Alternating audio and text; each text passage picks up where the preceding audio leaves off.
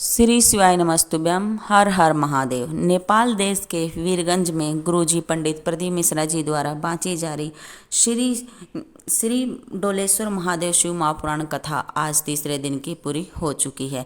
यह कथा 17 मई से 23 मई तक दोपहर 2 बजे से 5 बजे तक चलेगी। आज की कथा में गुरुजी ने हमें बहुत ही एक अच्छी खबर दी है कि जो कथा 1 जून से 7 जून तक जबलपुर में होने वाली थी वह किसी कारण से वो परमिशन न मिलने के कारण से कैंसिल हो गई थी। अब वह कथा कहीं दूसरी जगह पर होगी। इसकी जानकारी हम आपको आगे इसी वीडियो में देंगे कहाँ होगी। अगर किसी भी कारण से आप आज की कथा नहीं सुन पाए हो तो संपूर्ण कथा का रास्ता तो आपको इस छोटी सी वीडियो से प्राप्त होगा। हम बढ़ते हैं आज की कथा की पहली जानकारी की तरफ। श्री पशुपतिनाथ महादेव को तो सभी जानते थे, लेकिन देश विदेश के लोगों ने जो डोलेश्वर महादेव को है, डोलेश्वर महादेव शिव महापुराण की कथा के माध्यम से ही जाना है। आज की कथा की दूसरी जानकारी। संसार के लोगों की जिंदगी एक ही है, लेकिन सभी लोगों का जो जीने का तरीका है वो अलग अलग है।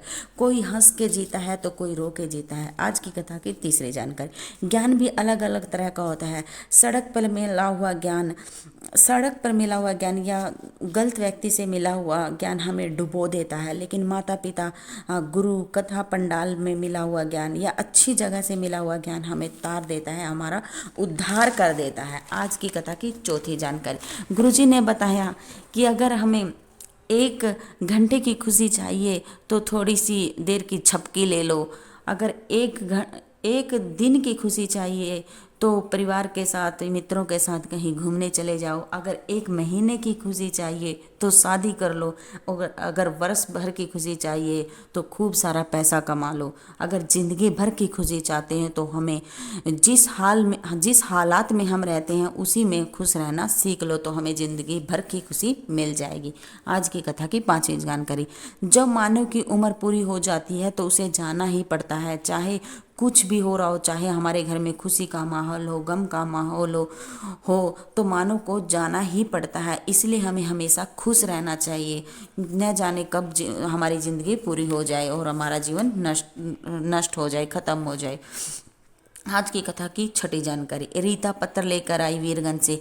हमारा पूरा परिवार टीवी के माध्यम से कथा सुनता है। हम महादेव से प्रार्थना करते थे कि हमारे वीरगंज के आसपास भी कथा हो। आज हम यजमान परिवार को धन्यवाद देते हैं कि जिसने हम नेपाल वासियों को कथा श्रवण कराकर हमारे जीवन को धन्य कर दिया। आज की कथा की 7वीं जानकारी। जो अच्छा ज्ञान है और अच्छी बात, अच्छी प्रेरणा जहाँ भी मिले हमें वहाँ दौड़कर चला जाना चाहिए और ज्ञान प्राप्त करना चाहिए। आज की कथा की और 8वीं जानकारी। शिव महापुराण की कथा कहती है कि जो भी कथा है, जो बैठकर कथा पंडाल में बैठकर बाबा से जो भी मांगता है वह बाबा उसे उसी समय या 3 महीने में जरूर प्रदान करते हैं। जिस तरह पार्वती माता ने भी जो कथा सुनते समय मांगा था कि मेरा शरीर जल जाए, मैं भस्म हो जाए, तो माता पार्वती को भस्म होना पड़ा था। और महादेव ने मांगा था कि मुझे राम के दर्शन हो जाए, तो जो महादेव है उनको राम के दर्शन हुए थे। इसलिए हमें कथा पंडाल में बैठकर जो भी हम मांगते हैं, संतान मांगते हैं तो बाबा हमें संतान देते हैं। धन संपदा या रोग मुक्ति की कामना करते हैं तो बाबा वह भी हमारी आवश्यक पूरी करते हैं। इसलिए हमें कथा पंडाल में बैठकर सच्चे दिल से बाबा से प्रार्थना करनी चाहिए। आज की कथा की 9वीं जानकारी। प्रतिभा बिहार से पत्र लेकर आई। गुरुजी मेरी शादी को 7 साल हो गए थे। टेस्ट बेबी भी करवाया पर संतान सुख नहीं मिला। डॉक्टरों ने संतान सुख के लिए मना कर दिया।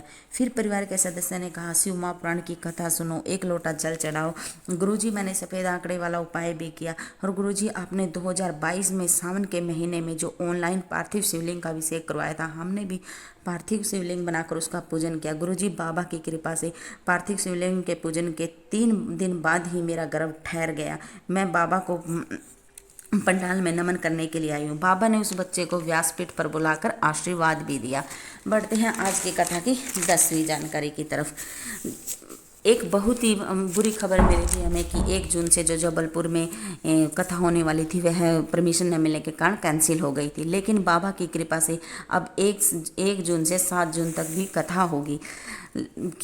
यह कथा औरंगाबाद के मार्केट कमेटी के सामने सामने वाला ग्राउंड जलगांव रोड, छत्रपति शिवाजी नगर, औरंगाबाद में दोपहर 2 बजे से 5 बजे तक आएगी। यह कथा कौन करवा रहा है? जैसे ही जो कथा कैंसिल होने की खबर मिली तो औरंगाबाद के जो जायसवाल विधायक हैं जो सीहोर पहुंच गए और उन्होंने यह कथा ले ली। आज की कथा की 11वीं जानकारी।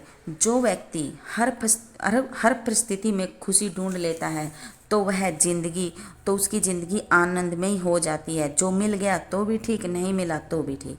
आज की कथा की 12वीं जानकारी। हमें अपना काम करते करते भगवत भजन भी करना चाहिए, क्योंकि अंत समय में कोई आपका साथ नहीं देता। शिव भजन करेंगे तो अंत समय में से महादेव ही आपका साथ देगा।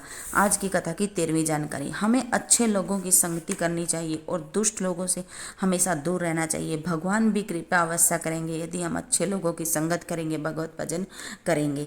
आज की कथा की 14वीं जानकारी। जो व्यक्ति हर समय मेरा मेरा मेरा घर, मेरा मकान, मेरी दुकान ऐसा करता रहता है तो उसे बकरा या बकरी का जन्म मिलता है, जो पूरी जिंदगी भर मैं करता फिरता है। यह थी आज की कथा की संपूर्ण जानकारी। अगर यह जानकारी अच्छी लगी हो तो कमेंट बॉक्स में हर हर महादेव जरूर लिखना। श्री शिवाय नमस्तुभ्यम। हर हर महादेव।